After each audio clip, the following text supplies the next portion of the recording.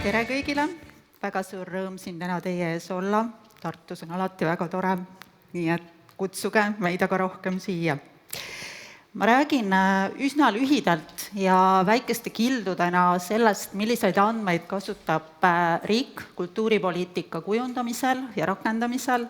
Ja minu ettekandest võib-olla on hiljem hea teil kõigil edasi minna, et vaadata, mis andmeid tasub täpsemalt uurida ka kohalike omavalitsuste tasandil või siis päris kultuurikorraldaja poolt, et mis võiks teid teie igapäevatöös edasi aidata. Kui me räägime riigi kultuuripoliitikast, siis juhendab meid selline dokument nagu Kultuur 2030 ja selles arengukavas on seatud põhimõõdik, mida näete siin seinal, ehk see siis näitab meile seda, kui paljud Eesti elanikud osalevad kultuurielus. See on selles mõttes väga hea näitaja, et erinevalt nii mõnestki teisest, meil on selle kohta juba üsnagi ajalugu taga ja seda näitajat annab meile siis Statistikaamet, kes siis teeb seda igati usaldusväärse ja korratava metoodika alusel. Me oleme seadnud sellele mõõdikule ka eesmärgi ja kui te nüüd vaatate, et justkui me oleme juba eesmärgile väga lähedal, siis lihtsalt ma tuletan meelde, et see eesmärk aastaks 2030 sai seatud tegelikult keset koroonaaega, kus mitte keegi ei teadnud, mis tuleb, mis juhtub, mis üldse saab, et tegelikult arvati siis, et see mõõdiku näitaja 80% on liiga ambitsioonikas, et toonased arutelud olid nii ja teistpidi, sest teadmatus oli väga suur. Ja tegelikult eks te kõik teate, kas arengukava tasandil või projekti tasandil, et alati on sees riskid, aga te peate ikkagi selle otsuse võtma ja selle numbri sinna kirjutama. Nüüd, mida siis andmed täpsemalt näitavad? Hästi, me teame, et viimase uuringu alusel osaleb Eesti elanikest, kes on siis vanemad kui 15 aastat, kultuuris 79%. See on selline tõeliselt suur üle-eestiline number. Kindlasti peame me sinna täpsemalt sisse vaatama, kes osalevad, milles nad osalevad, mis neid huvitab.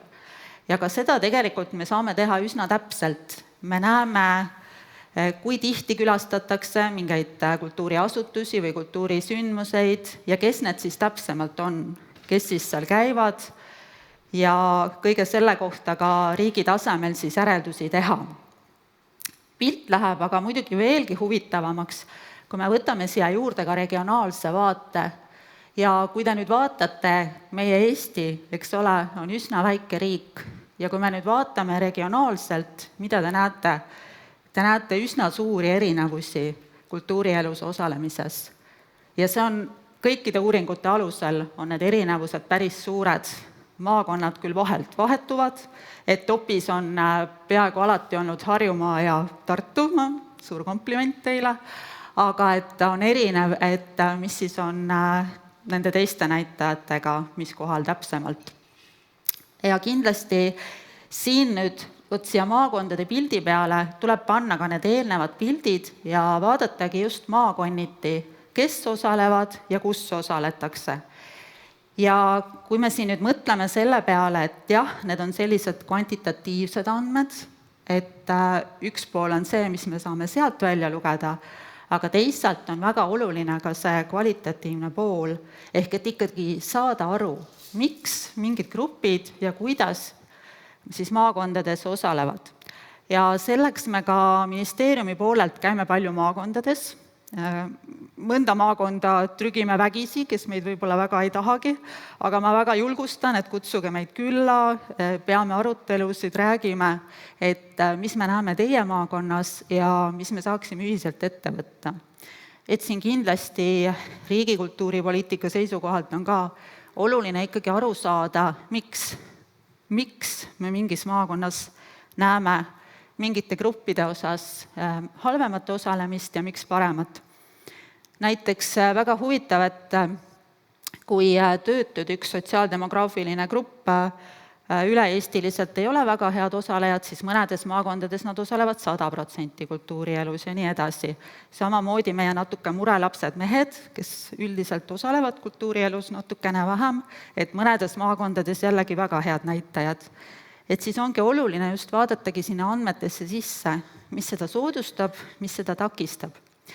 Ja me olemegi praegu käivitanud ka väga huvitava uuringu, et just nimelt uurida ka neid kultuurielus mitteosalemise põhjuseid, nagu Ragnar siin ka tõi, eks ole, et kas on inimesi, ilmselt me juba täna teame, et on, eks ole, kes võib-olla ongi jäänud täiesti kõrvale, aga me püüamegi selle uuringuga leida just neid põhjuseid.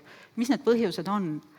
Et kas ma tõesti ei oska käituda, kas mul on mingi halb kogemus, ma ei tea, kas ma ei tea, mida selga panna ja kõik nii edasi. Et me väga loodame selle uuringu peale, et just saada nendest põhjustest aimu, miks see nii võiks olla. Nüüd, kuidas siis omavalitsused seda kultuuri mõju mõõtmist mõtestavad? Panin siia, need on lihtsalt näited maakonna arengustrateegiatest ja nagu näete, on siis ka tegelikult väga erineva taseme näitajaid, et kus on tõesti juba sellised, ütleme, väga mõjupõhised, mis siis mõõdavad sellist juba eluga rahulolu, millest kultuur ja kultuurielus osalemine on kahtlemata üks osa ja mis on võib-olla juba sellised konkreetsemad mõõdikud, et mida siis omavalitsus ka ise saab tegelikult rohkem mõjutada ja otsesemalt seirata.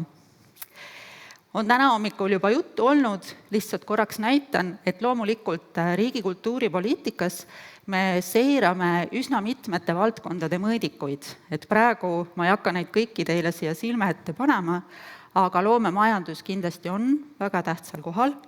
Siin me jällegi räägime sellisest väga suurest mõjupõhisest mõõdikust ja loomulikult see ei ole kõik, eks ole, et kõik need mõõdikud tegelikult lähevad veel edasi, lähevad täpsemaks, detailsemaks ja nende pealt saab siis teha edasisi otsuseid.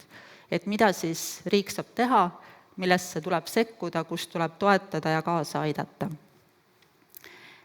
Nüüd, kui see eelnev oli selline väga makrotase, selline suur üleriiklik tase, siis panin siia lihtsalt ühe näite, et loomulikult kõik kultuuriasutused riigis peavad ka siis toimetama selle nimel, et kultuurielus osalemine meil oleks selline saavutatav eesmärk ja iga asutus on siis pannud ka enda näitajad, et kuidas ta siis sellesse panustab.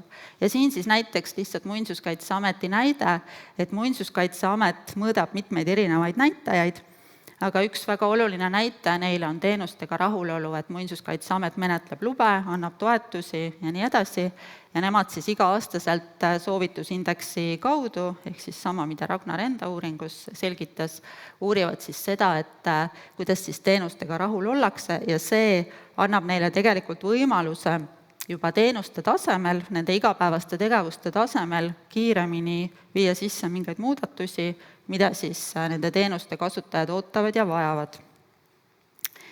Nüüd, nagu ma ütlesin, neid näitajaid on väga erinevaid, et kindlasti sellest saame pikemalt huvi korral rääkida ja arutleda, kuidas siis kõik kokku jookseb.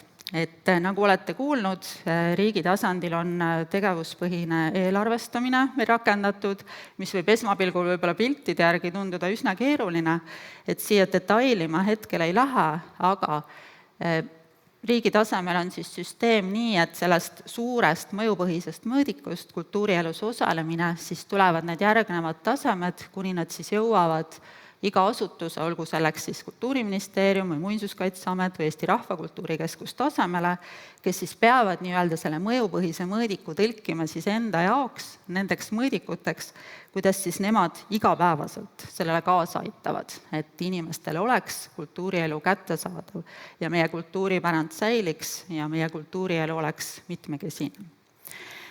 Nii et siin te näete alumisel joonisel ka ühe asutuse näidet, üks muuseum, mis asub Tartus, kes siis on tõlkinud enda jaoks kuni teenuste tasemeni selle, kuidas siis tema sellesse eesmärki panustab ja nagu öeldud, et meil on siis igal sellel tasemel ka enda mõõdikud, mis oleks muutud selle pildi väga kirjuks, aga et me siis saame seirata, jälgida kvartaalselt, aastaselt ja veel pikema perioodiga, et kuidas me siis liigume kultuuripoliitika eesmärgi saavutamise suunas.